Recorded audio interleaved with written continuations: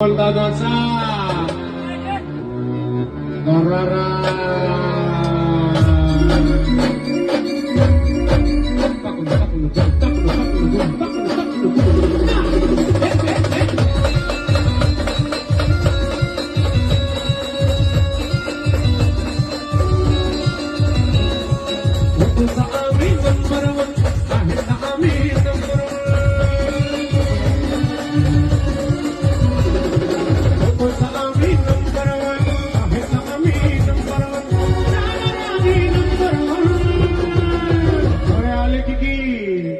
आणि गेले किती